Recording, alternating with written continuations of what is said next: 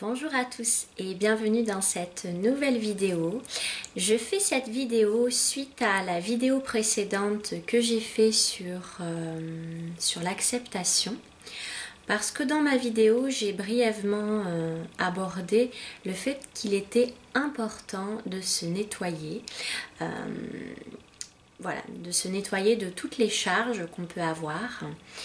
Et aujourd'hui, dans cette vidéo spécifiquement, je voulais vous parler de comment on peut détecter justement les mémoires qu'on peut avoir à libérer pour bien sûr s'alléger. Quand on entame un chemin de développement personnel, un chemin de conscience, il va être important de découvrir un petit peu comment on fonctionne, nos mécanismes, les surréactions qu'on peut avoir. Et avant de parler de mémoire, je voudrais aborder rapidement les blessures de l'âme qui va être important, je pense, à explorer, que vous puissiez faire un travail sur les blessures de l'âme, c'est très important. Nous avons chacun des blessures qu'on expérimente dans cette vie, que ce soit le rejet, l'abandon, etc. Qui peuvent être réels, ça peut être un réel abandon, mais ça peut être aussi une interprétation à un moment donné de notre vie qui a fait que on a pu se sentir abandonné. Ça peut être des choses très très basiques et qui peuvent pourtant avoir des répercussions importantes. Par exemple, vous êtes un petit garçon, vous êtes dans votre chambre et à votre réveil, vous appelez votre maman et votre maman n'est pas là.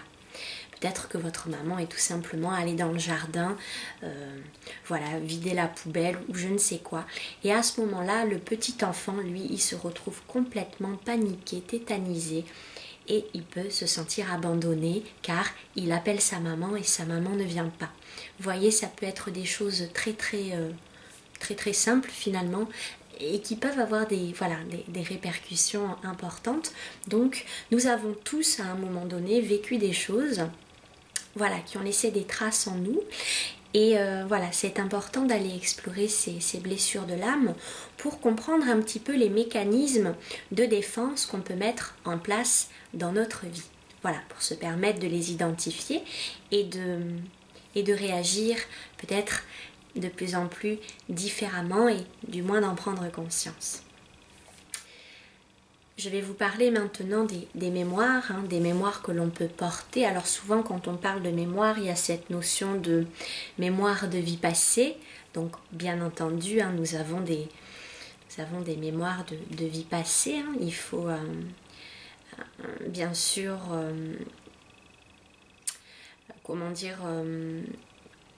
comprendre le principe de réincarnation, que nous n'avons pas eu que cette vie-là, que nous en sommes parfois à des siècles et des siècles d'incarnation. Et donc, une mémoire, qu'est-ce que c'est? Ça va être quelque chose qu'on a pu vivre, quelque chose qui n'a pas été réglé, une problématique, un traumatisme, et qui du coup n'a pas été réglé, conscientisé, peut-être pardonné, et ça va laisser une empreinte au niveau cellulaire et dans nos corps subtils. Et du coup, quand on va se réincarner, on va arriver avec cette mémoire qui va être là. Alors ces mémoires, bien sûr, elles peuvent amener des dysfonctionnements dans nos vies, elles peuvent amener des peurs inexpliquées, des phobies inexpliquées, des blocages.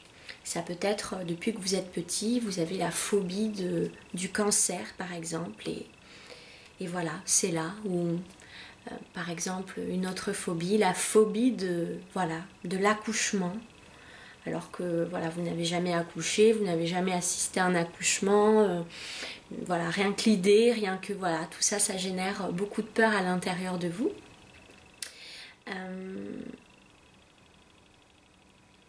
Donc comment finalement on peut identifier ces mémoires?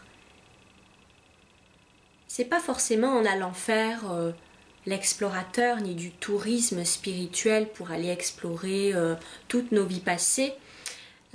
Du moins dans mes accompagnements, les lectures akashiques, je ne propose certainement pas du tourisme spirituel pour voir si vous avez été viking dans une vie passée.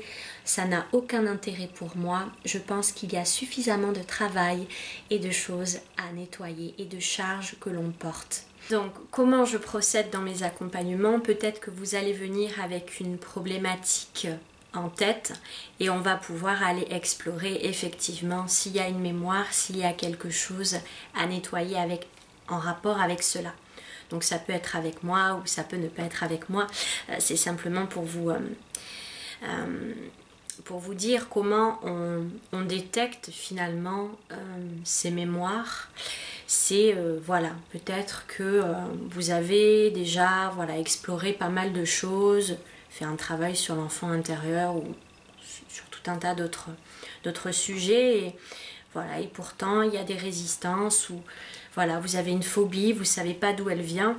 Donc en fait c'est des choses qu'on peut constater, qu'on peut voir, qu'on peut observer à l'instant présent dans votre vie. Ça peut être une phobie, ça peut être une peur, ça peut être un blocage par exemple dans le domaine professionnel ou je ne sais pas, voilà. Tous les blocages que vous pouvez rencontrer, c'est une information aussi qui montre que effectivement il y a peut-être quelque chose. Ça peut être également dans des schémas répétitifs, d'aller comprendre un petit peu qu'est-ce qui à un moment donné, qu'est-ce qui bloque.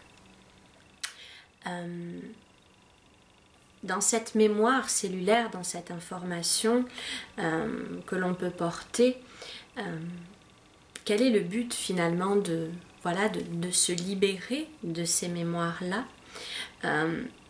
Qu'est-ce que j'entends par cette libération? C'est d'aller conscientiser à un moment donné là où il y a eu un manque d'amour, un manque d'harmonie. Peut-être un pardon aussi qui n'a pas été fait et qui fait qu'à l'intérieur de nous, on a pu aussi cristalliser de la colère, plein d'émotions. Donc c'est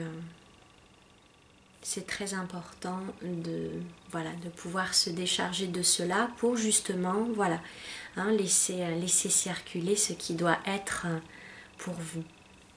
Donc il y a bien sûr ces mémoires, peut-être des mémoires de vie passée, mais dans cette vie-là, il y a déjà beaucoup d'informations. Ça peut être déjà dans la vie intra-utérine, dans le ventre de votre maman. Peut-être qu'il s'est passé des choses. Ça peut être à la naissance, lors de l'accouchement, et puis durant votre enfance, quand vous étiez enfant, et puis jusqu'à aujourd'hui. Voilà, donc comment on détecte tout ça? C'est à l'instant présent, dans votre vie de tous les jours. Tiens, je comprends pas, là je comprends pas, à chaque fois que j'essaye de mettre ça en place, ou ça ne fonctionne pas, vous voyez. C'est ce genre de choses qui amènent des questionnements. Donc voilà, la vidéo est assez concise sur le sujet puisque je voulais vraiment rester dans quelque chose d'assez général. Donc sachez bien sûr que si vous voulez un accompagnement, je suis à votre service, à votre disposition. Les accompagnements se font par visio Skype et Messenger pendant la période du confinement et elles se font aussi en direct hors confinement. Voilà, je reste bien sûr à votre entière disposition pour répondre à toutes vos questions, vos informations.